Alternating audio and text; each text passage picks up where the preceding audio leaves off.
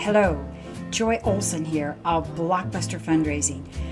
We are visiting this week that question that we fundraisers all have when it comes to writing a letter to our donors. Any of our direct mail appeals. Should it be long? Will a longer letter work?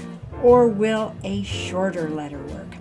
So we've discussed a couple of experts, and today we're going to look at what Michael Lawrence from InShare has to say about this. I'll give you a link to his work, but he has some really good ideas. And you know, there's a lot of interest in this topic, whether it's a long or a short letter. And so this is a question that we all have, and this is why we're tackling it this week. Okay. Well, he says that all nonprofits have to develop strong fundraising campaigns. We know that for sure. And like it or not, direct mail is still the key to a good fundraising campaign. Direct mail still rules, all right? Social media is cheap, easy, fun, but it remains really still a small portion of our nonprofit revenue. One of the first questions that many nonprofit asks when starting a direct mail campaign is, how long should the letter be? So, for those experts that have been in the business for decades, he says they know two things. I've been in the business for 2 decades, and I have a tendency to really agree with them that the letter should be long enough to say what it has to say. In other words, if your copywriter thinks that he or she needs 4, 6, or 8 pages to make the case, then it should be 4, 6, or yes, even 8 pages. I think that Ken Burnett, on one of his Sophie letters, he talks about a 4 or 5 page letter that he wrote that was super successful. So longer letters are especially effective in prospect mail, where you have to convince your donors to make their first gift to your organization. But long copy almost always beats short copy. Michael says people who haven't been involved with direct mail fundraising often say, that letter is too long. I never read that. But the fact is, in head-to-head testing, they do this head-to-head testing. Long copy more often than not beats short. And almost more importantly, what you think or I think should matter in direct mail fundraising or in any direct marketing test. What the data shows is what should matter. And the data shows that long copy beats short. In head-to-head tests between a direct mail package that contains a short 1 or 2 page letter and another package with 6 or 8 page letter, the longer package wins time and time again. Are you surprised? Hey, they know to the cent, he says, to the very cent, what each package costs. And the longer package will cost more. So almost everybody who comes to the table without previous knowledge of direct mail is going to say, well, I'd rather mail that short letter. I don't want to spend more on a long letter that no one's going to take the time to read. So let's go with a shorter letter. Michael says, hey, well, I'm here to tell you the chances are overwhelming that the package with the longer letter is going to be more successful despite the higher cost. And there are multiple reasons and theories why. So let's take a look. Suppose you get a 6 or an 8 page letter, let's say from a religious charity that you've heard of. If it's addressed to you by name, and for 6, 8, 10, or even 12 pages, it tells you about a cause and why that cause urgently requires attention from you. It is attempting to position that charity as one that is worthy of your support. That's flattering.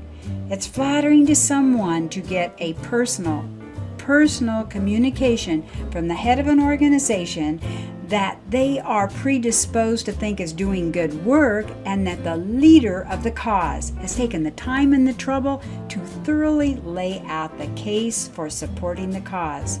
So that letter is going to come not as an annoyance, but as a compliment.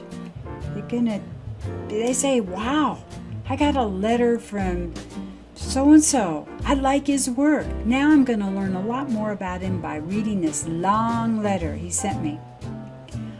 Although Michael believes that people do enjoy getting long letters, he also doesn't think that they diligently read them with great care, that every line, every paragraph, every sentence will not be read.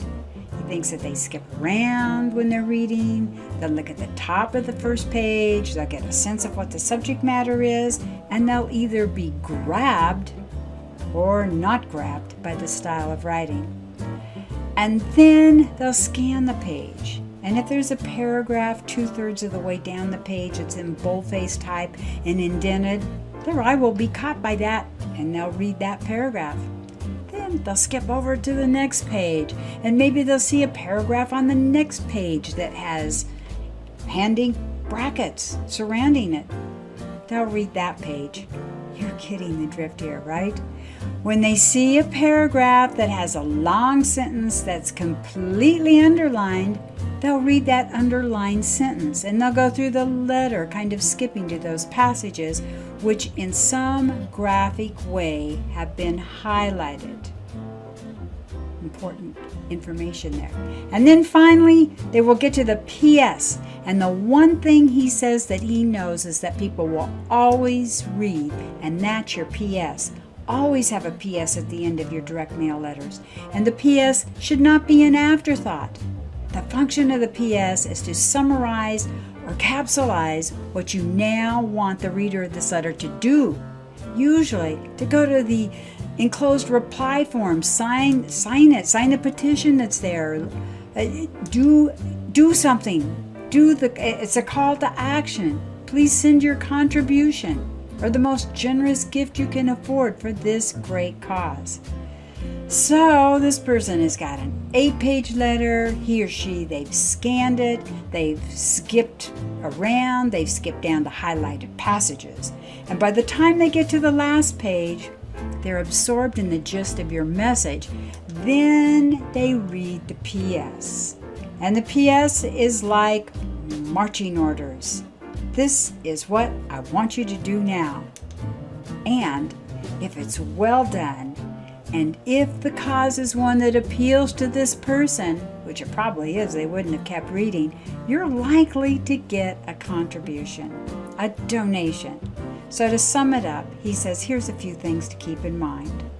Although there is no perfect length, longer is usually better than shorter. Print graphically, that is to say, underline, bold, indent important parts of the letter. And don't forget the PS. It's the marching orders you're delivering to your supporters. Okay, remember that this comes from lawrencedirect.com. Michael Lawrence has lots of good tips for you for your direct mail pieces, long or short. You know, longer is better. Okay, Joy Olson here of Blockbuster Fundraising and JoyOlsonGroup.com.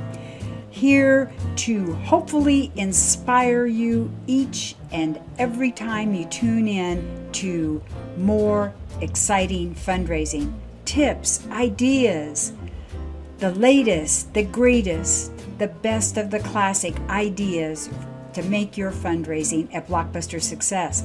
Hey, check out our Blockbuster YouTube channel because we've got nearly 300 free fundraising tips there for you. All right, see you again soon. Remember, Tuesdays at 1 p.m. Pacific Standard Time right now, Blockbuster goes live. Bye-bye. Thanks for having been here.